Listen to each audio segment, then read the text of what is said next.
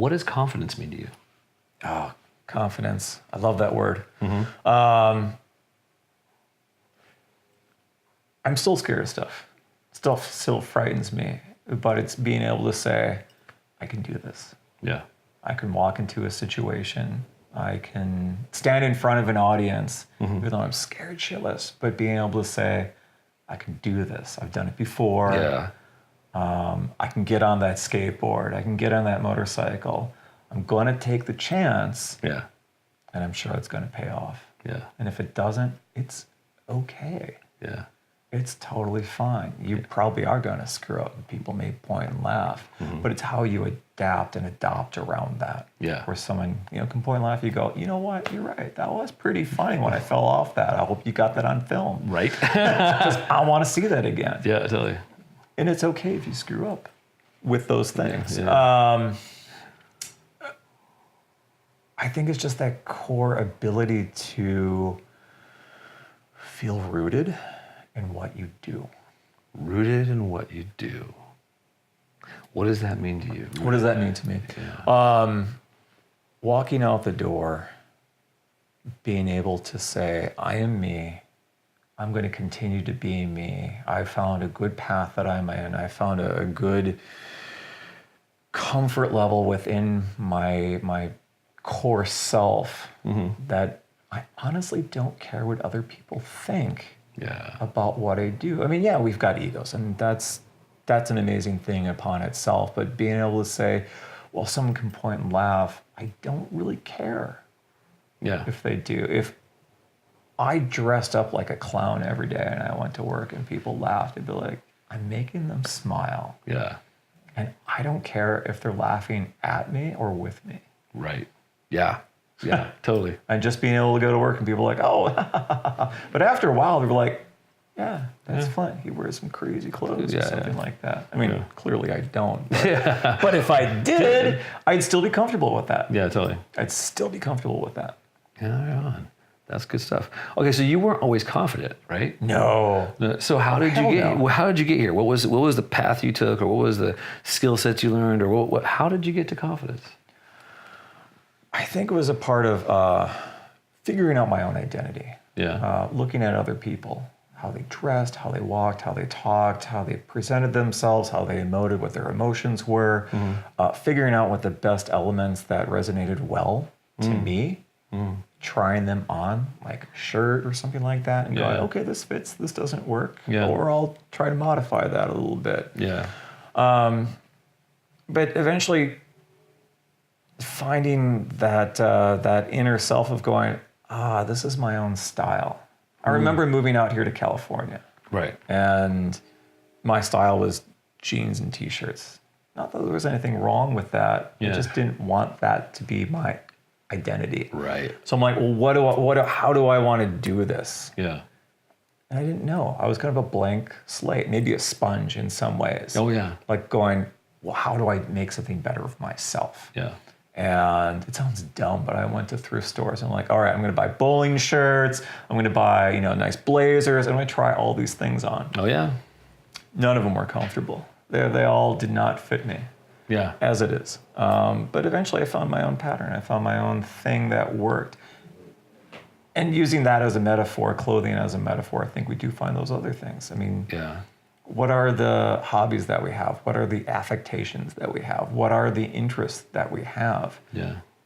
And we get comfortable with that. We refine those things that we adapt. So that kind of confidence comes from that. We try some things. If they work, great, keep them. If they don't, pitch them out. Yeah. But the thing is, don't stop doing it. Own it. You know, be the thing that you want to be. Right. And know that that's probably going to change anyways. Right. Where I see myself now, Yeah. it's probably going to be really different 5 years from now, 10 years from now. Yeah. It's sort of like that bullshit question sometimes of, where do you see yourself in 5 years? Yeah. If you had asked me like 5 years ago, I'd be like, I have no idea. Right. And here I am. Yeah. Yeah. And I'm happy. And I just keep doing that, whatever that thing is. Don't worry about so far down the road. Yeah. That's good. What does success mean to you? Yeah. All right. So there's, you could have the classic ones, having the house and having the wife and the 2 kids and cars in the driveway and everything else. But those are great. But those are monetary. Yeah. I'd say financial independence, retirement. Thinking about that far in the future. Yeah. Future-proofing yourself a little bit. But also just enjoying life right now. I don't owe anyone anything, and that feels like success to me. Yeah. Not putting myself into debt, making sure that I can afford what I should be affording, not going crazy. Yeah, totally. I don't need the Xbox One. I don't need the PlayStation 4. I don't Yeah. need the big ass widescreen TV. I don't need those things to feel successful. Yeah. I mean, I'll be honest with you. I mean, I do get envious of the folks that live outside of the Bay Area where it's cheaper to live. Yeah. They do have a much bigger house, and they've got a big ass pickup truck, and all the big fun toys. Yeah. Is that a measurement of success? Maybe. Maybe for some. Maybe for some, I don't want to say that that's not a thing for someone. But for you. But for me, I have enough money in the bank. I'm doing the things I want to do. Yeah. I'm pretty darn comfortable with who I am at this point. And it's not aiming for a small level. It's making sure that you're comfortable with where you want to get at. Yeah. As someone who takes a lot of risks or has taken on risk and taken on learning and that kind of stuff, is it the challenge that's important to you that helps you feel the success? Or? Sometimes, yeah. Yeah. Yeah, I'll be honest with you. Yeah, I mean, sometimes it's in art, there's this idea, or even in design or anything, is that once you finish the thing, then it's painful. And some artists never want to finish the thing. So, like a classic car lover will have that wonderful Mustang. Yeah. And they could finish that thing off if they want to, but then they're done. Yeah. And then you get a new car or something. Yeah. They're not tinkering in the garage every weekend, right? Yeah. But that's the thing, though, is that you want to do the thing, that it's that journey, it's that process, it's the methodology of actively doing something, but without actually achieving the victory point. Now, granted, it's great. You want to do that thing. You want to finish a project, and you should at times. Yeah. But that enemy of good is perfection. If you're always trying to get for that thing. Yeah. At a certain point, that success is really around, do you feel good at the end of the day? Do you feel completed or at least satisfied at the end of the day? And I can say that I do. I mean, if you want to look at it, really kind of a morbid thing, if you died today, would you be able to go, yeah. And it's okay if you miss things, because, my God, there's an unlimited amount of things that you could be doing. Right. But if you said, I did it, I had a pretty good life. Yeah. I had a pretty darn good life. Yeah. What does thriving mean to you? Thriving. Okay. So I think thriving is just being able to continue the success of your confidence and just keep growing. If you place yourself in an environment, or you put yourself in a growth pattern that you can see or you can measure success consistently over time, you've done something. You're doing well. And maybe it's micro increments where you go, okay, I'm going to try this thing. Oh, my ship got off.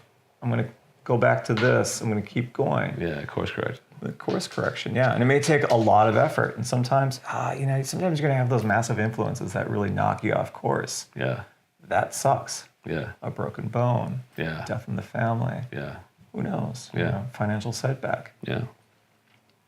And that is what it is. Yeah. But in there, you're going to get some learning experiences too. It's not the one that you wanted. May not be the one you want, exactly. Yeah. But you may be a better person because of it all. Yeah. I mean, death in the family always sucks. God, yes. And there is definitely, usually there's closure, usually there's healing, usually, It's the crazy things that come out of it. It's the things that you're not going to suspect. I mean, it's interesting you say closure because, families get together. Yeah. And some of these people you haven't seen in a while, and you reconnect, and you go, I had this thing that I've always wanted to say to you because someone died in the family. Yeah. There may not be another chance. Exactly. Yeah. The mortality of it all becomes very real for you. Yeah, I mean, the death, my grandmother died, that changed how I want to do things. That was an epiphany. That was a turning point for me where I'm like, I want to change my life. Right. So that was a good thing. Still sucked. Yeah, totally. Yeah. That's a whole ball of wax. Did you ever have that I'm a man moment? Yeah. Yeah, I mean, maybe for the most stupidest of reasons. I mean, it's more of the quintessential kind of stereotypical things where I'll be there surrounded by women with a gun in my hand and a cold brewski in another one. Yeah. And that seems a little forced to me. But for a brief, shiny moment, it's like, oh, yeah, but that's what I thought when I was younger. That's what a man is. Yeah, totally. Yeah. I would say it's different. I mean, for me, it's like I can hold down a job. I've got vehicles that are paid off for. I've got a beautiful house, some amazing girlfriends. That's, to me, what a man is for myself. Yeah. Anyways, right now. It's not about this idealized bare chest and, riding a dinosaur. Well, that would be cool. Yeah, and they might make them. But, there's something manly about bringing your daughter to school. Yeah. Fuck yeah. Reading to your daughter in front of in kindergarten. I mean, there's something that's amazing about that. Yeah. There's just the little things sometimes. I mean, hell, even financial stability. Fucking legit right there, man. Yeah. Not owing someone, not being in debt to someone. Is a radical thing. Being able to own your time and not having someone else own your time. Whether it's being your own boss or just being able to do some decent time management, but just being able to say, this is what I'm going to do. And one of the things that I do for myself is just being able to say, I'm going to make a date for myself today. Oh. I'm going to spend time tonight. I'm going to carve out this period of time. Or I'm just going to do whatever I want to. Yeah. Whether it's work on my artwork, read a book, watch a movie, hell, play video games. Yeah. That's okay. Yeah. Because I've made that time for myself. Right. It's funny, in our men's group, we talk about this very topic because we're an accountability group, right? So our whole thing is we have 1 year plan, 3 year, 5 plan. The 1 year plan, you got to break it down by the quarter, and then you got to break it down by the month, and you got to break it down by every 2 weeks, because if you want to get that 1 year plan done, you got to do all this shit. And it's like, okay, so you're in task, you're doing the thing, you do your check-ins, you're being on top of it, and you got your time management going, and it's like, did you schedule downtime? Did you schedule fuck off time? You need it. Because if you don't, you just burn yourself out, and you get aggro, and you get mad at everything else in the world, but really it's you're mad at. Yeah, you're gonna fail for yourself. Fuck. You're gonna fail at your job, your friends, your family. You're gonna be snippy.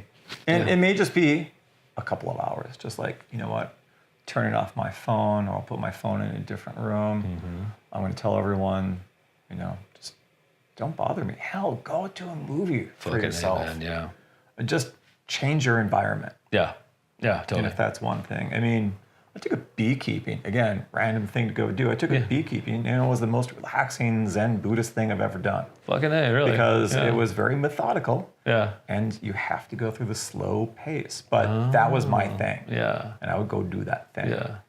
You with all the new fucking skills, man. Never stop learning. It's impressive. Never stop learning. Where did you get to that habit? Like that became, obviously that is important to you, and it shows up in your being. Thirst for knowledge. Seriously, the thirst for knowledge, because there's always something to learn. Yeah. I'm a maker. I make stuff. Yes, you do. And I dive deep into a thing that I want to do. There are so many things I want to do, but I want to dive deep into the thing, explore it immensely, maybe become, a whiz at it. But really, it is about exploring and figuring stuff out. Yeah. Whether that's physical things like art or a relationship or a job or anything else. It is invest yourself into that thing and you'll be richly rewarded. I mean, it's really easy to go, using that example of the skateboard. Yeah. You fall off. That sucks. Yeah. Hands down. And maybe that's a good learning lesson that you shouldn't, but I wouldn't give it up. Yeah, totally. I mean, you are going to get better. You are Statistically, you are going to get better. Yeah. There's that mythical 10,000 hours, but Yeah. if you even just invest a little bit of time, you might have a lot of fun with it. Fuck yeah. And if you don't, you can go, that's okay. I checked it out. I'm going to have zero regrets. Yeah. You have zero regrets because I did it. I tried. I got my toes really wet. I got my knees wet. Like, it's just not my cup of tea. But on the other hand, you may go, wow.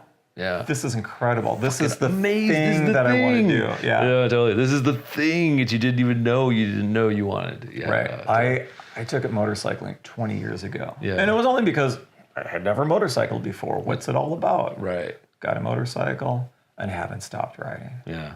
Yeah. And I won't. Did you always trust men? Oh, God, no. Yeah. No. Yeah. Did you trust men now? I trust individuals. Ah. Yeah. I think sometimes we get caught up in the identifier of man itself. Yeah. And as you're learning that there are different types of what it means to be a man. Yeah. Trust is difficult to gain and very easy to lose at times. Yeah. And when I was younger, again, looking at these two role models that I had, my father and my stepfather, I saw faults in both of them. Mm-hmm. Yeah, absolutely. They didn't have this compelling argument of being the god of who they were. Yeah. For a young child, yes, you place your parents on such a high pedestal that they are gods. Yeah. And that weakens slowly. Over time. Yeah. Over time, you go, oh my God. And then you start questioning everything else in your life. Mm-hmm. Mm-hmm. And so I had these two edifices in my life of one came out of divorce and the other one came into it because of divorce. Right. Yeah. That challenged me. So my idea of what it was to be a man was richly challenged. Yeah. And that was tough.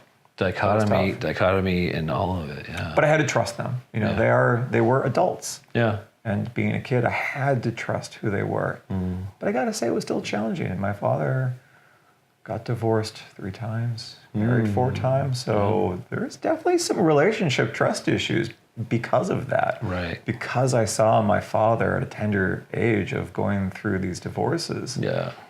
And not being able to be the father to me at times, where I had to be a supportive peer to him. Oh, yeah, that happens. That was a challenge. Yeah, totally. So that put into question what relationships were about, and certainly around the idea of marriage. My idea of marriage is different at this point. It certainly has evolved. But my faith in it was definitely shattered at a young age. Yeah, yeah. And my trust in my father at that time was also a little questionable too. Yeah, of course. That makes perfect sense. Yeah. So that's hard. Yeah. It's a hard situation. Absolutely, yeah. To trust now for you, how does trust work? Trust now works in I believe in a lot of people. I believe individuals. I don't necessarily trust in groups. Oh. Yeah. Okay. Because collectively, it's a little bit different. I mean, individuals will state what they need, what their hearts and desires are. Yeah. Collectively, as a group, you're looking at groupthink sometimes. And you're not going to get the identifiers on what that is. And so you're getting a homogenized viewpoint of a collective. Yeah. Wow, those are some big words. And when you really speak honestly to a person, as we're doing now, I think you get more of the truth around it. You get more of the honesty. You cut down to the bullshit that's really important. Right. And so with that trust, I think it's gained incrementally through time, through individual contact, through just being there, showing up. Showing up has a lot to do with it. One of the events that James does is when you start out at the beginning, you've got zero trust in the various communities. Oh, yeah. But you keep showing up, you keep doing the thing, you keep saying the thing that you're doing, and then you still walk that walk. People are going to trust you, or at least they'll get an idea of what you're about. Yeah. Whether they choose to stick around with you or not, that's one thing. That's a whole other ball of wax. Yeah. But they make that choice, though, based upon prior history. Yeah. Thank you, man. That was really awesome. You're welcome, Thank John. you so much. Good to see you. Good seeing you, man. Yeah. All right, guys. Take care.